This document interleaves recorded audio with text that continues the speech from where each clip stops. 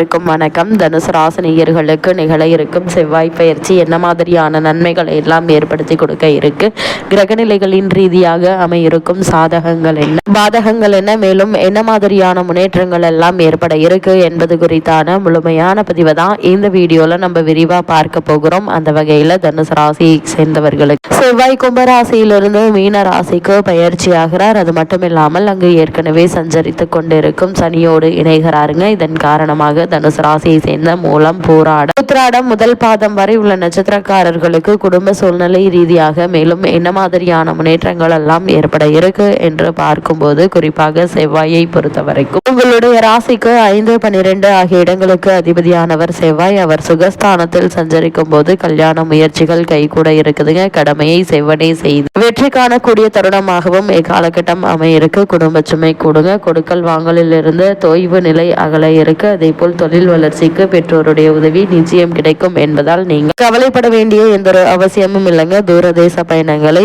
உபயோகித்துக் கொள்வீங்க. அதே போல் நீங்கள் வைத்திருக்கும் வாகனத்தால் செலவு அதிகரிக்கிறதே. புதிய வாகனம் வாங்கலாமா என்று சிந்தித்தவர்களுக்கு அந்த முயற்சி கைகூடக்கூடிய ஒரு தருணமாகவும் இக்காலகட்டம் அமையிருக்கு என்பதை கிரக நிலைகள் மீண்டும் மீண்டும் தெளிவுபடுத்துது. அதே போல் தனுசு ராசினியர்களுக்கு மேலும் என்ன மாதிரியான நன்மைகள் எல்லாம் ஏற்பட இருக்கு என்று பார்க்கும்போது, இத்தருணங்கள்ல செவ்வாய் மீன ராசிக்கு பயிற்சியாகி அங்கு ஏற்கனவே சஞ்சரித்து கொண்டிருக்கும் செவ்வாயோடு இணைகிறார். மீன ராசியில் சனியும் செவ்வாயும் சேர்ந்து சஞ்சரிக்கிறார்கள். இதை பகை கிரகங்களின் சேர்க்கையால் பண விரயங்கள் அதிகரிக்குங்க. பிறருக்கு பொறுப்பு சொல்லி வாங்கி கொடுத்த தொகையால் பிரச்சனைகள் உருவாவதற்கான வாய்ப்புகள் இருக்கு. எதிரிகளால் தொல்லை உருவாகுங்க. லாபம் ஏட்டில் இருக்குமே தவிர எதிரில் இருக்காதுங்க. தொழில் கூட்டாளிகள் பகை அதிகரிக்கும். திட்டமிட்ட காரியங்கள் முயற்சி எடுத்தே முடிவடையுங்க. இதிலும் கவனம் அதிகம் தேவைப்படக்கூடிய ஒரு தருணமாக தான் செவ்வாய் மற்றும் சனியுடன் இந்த சேர்க்கை அமைகிறது. இக்காலகட்டங்களில் எடுத்தும் கௌதம் என முடிவெடுக்காமல் சற்று பொறுமையாக ஆழ்ந்து யோசித்து சிந்தித்து செயலாற்றுவது மிக மிக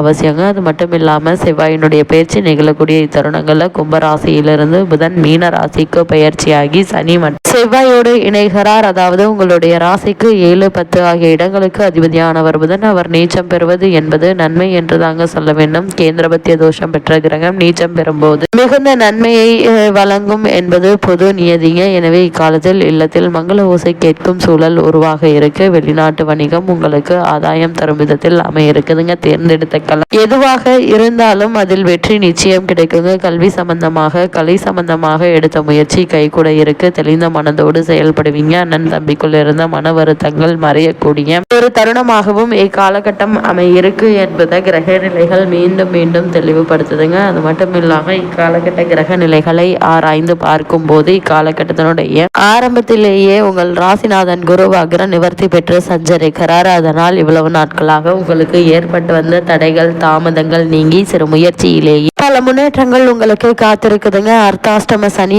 ஆரம்பமாகி விட்டதால் இனம் புரியாத கவலை மேலோங்கும். இது மாதிரியான நேரங்களில் நீங்கள் சற்று பொறுமையாக நிதானமாக இருப்பது மிக மிக அவசியம் என்பதை கிரக நிலைகள் மீண்டும் மீண்டும் தெளிவுபடுத்துதுங்க. அது மட்டும் இல்லாம தனுசு ராசினியர்களை பொறுத்தவரைக்கும் இத்தருணங்களை பொறுத்த வரைக்கும் உங்களுடைய ராசிக்கு 6, 11 ஆகிய இடங்களுக்கு அதிபதியானவர் சுக்கிரன். அவர் பஞ்சமஸ்தானத்திற்கு வரும்போது பிள்ளைகளுக்கு வேலை கிடைத்து மகிழ்ச்சி அடைய இருக்கீங்க. பூர்வீக சொத்துக்களை விற்று புதிய சொத்துக்கள் வாங்கும் யோகம் கைகூடும். நல்ல காரியங்கள் பலவும் நடைபெற்றாலும் உங்களுடைய ராசிநாதன் குருவிற்கு சுக்கிரன் பகை கிரகம் என்பதால் சில பிரச்சனைகள் எதிர்கொள்ள வேண்டிய சூழல் உருவாகுங்க. சிலருக்கு வெளிநாட்டிலிருந்து தாய்நாடு திரும்ப முடியாமல் தவிக்கும் சூழல் ஏற்பட இருக்கு. மறைமுக எதிர்ப்புகள் உண்டு. உங்களுடைய முன்னேற்றத்தை பற்றி எவரிடம் பேச வேண்டாங்க. நீங்கள் உண்டு, உங்களுடைய வேலை உண்டு என்றிருந்தாலே போதுமானதாக அமைகிறது. இந்த செவ்வாயினுடைய பயிற்சி நிகழக்கூடிய தருணங்கள்ல குரு பகவான் வக்ர நிவர்த்தி பெற்று பலம் பெற்று சஞ்சரிக்கிறார். இக்காலத்தில் ஒரு பொற்காலம் என்று தாங்க சொல்ல வேண்டும். எளிதில் காரியங்கள் வெற்றி பெற இருக்கு. உத்தியோகம் தொழில் உயர்வு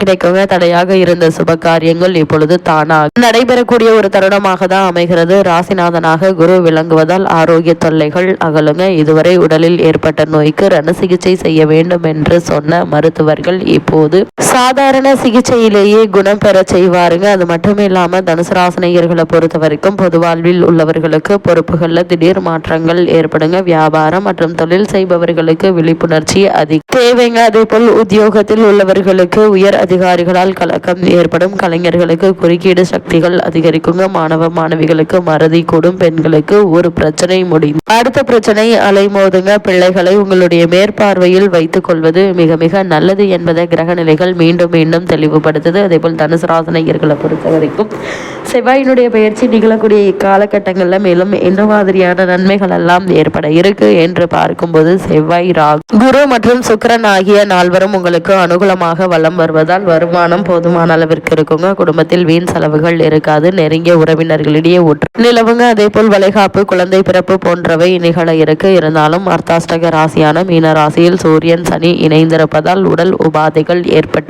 எளிய சிகிச்சையினால் குணம் கிடைக்க இருக்குதுங்க. ஒரு சிலருக்கு வீடு மாற்றம் ஏற்படக்கூடும். அது சொந்த வீடாக அமைவதற்கு சாத்தியக்கூறுகள் உள்ளது. கிரக நிலைகள் தெளிவுபடுத்துது. வெளியூர் பயணங்களினால் நன்மை ஏற்படுங்க. உத்தியோகம் காரணமாகவோ அல்லது குடும்ப பொறுப்புகள் காரணமாகவோ வெளிநாடு சென்று வரும் சாத்தியக்கூறுகள் இருக்குதுங்க. பழைய கடன்கள் இருந்துச்சு அப்படின்னா அவற்றை அடைத்து நிம்மதி பெற வாய்ப்புள்ளத கிரக நிலைகள் எடுத்து காட்டுது. தனுசு ராசியை சேர்ந்த உத்தியோகஸ்தர்களுக்கு மேலும் என்ன மாதிரியான நன்மைகள் எல்லாம் ஏற்பட இருக்கு என்று பார்க்கும்போது அர்த்தாஷ்டக ராசி சூரியன், சனி சேர்ந்திருப்பதால் அலுவலக பணிகள் சக்திக்கு மீறியதாகவே இருக்குங்க. உயரதிகாரிகள் திருப்திப்படுத்துவது கடினமாக இருக்கும். புதிய வேலைக்கு முயற்சித்து தனுசு ராசியினருக்கு வேலை கிடைக்குங்க. இருந்தாலும் அதில் பூரண திருப்தி இராது. வெளிநாடுகளில் பணியாற்றி வரும் தனுசு ராசியினர் தாய்நாடு திரும்ப வேண்டிய அவசியம் ஏற்படக்கூடுங்க. தொழில் மற்றும் வியாபாரம் செய்பவர்களை பொறுத்த வரைக்கும் சந்தையில் கடும் போட்டிகளை நீங்கள் சமாளிக்க வேண்டி இருக்குங்க. அதே போல பணியாட்களினால் ஏற்படும் பிரச்சனைகள் கவலை அளிக்கும். வரவேண்டிய பாக்கிகள் வசூலாவது தடங்கல்கள் உண்டாகுங்க. வங்கி மற்றும் இதர நிதி நிறுவனங்களுடைய கண்டிப்பு பண பிரச்சனையை அதிகரிக்க செய்யும். லாபம் சற்று குறைய கொடுங்க. உற்பத்திக்கு அவசியமான மூலப்பொருட்களுடைய விலை திடீரென அதிகரிக்க இருக்கு. அதே போல் கலைத்துறையினரை பொறுத்த வரைக்கும் வாய்ப்பும் வருமானமும் சற்று குறையுங்க. சங்கீத சபாக்களில்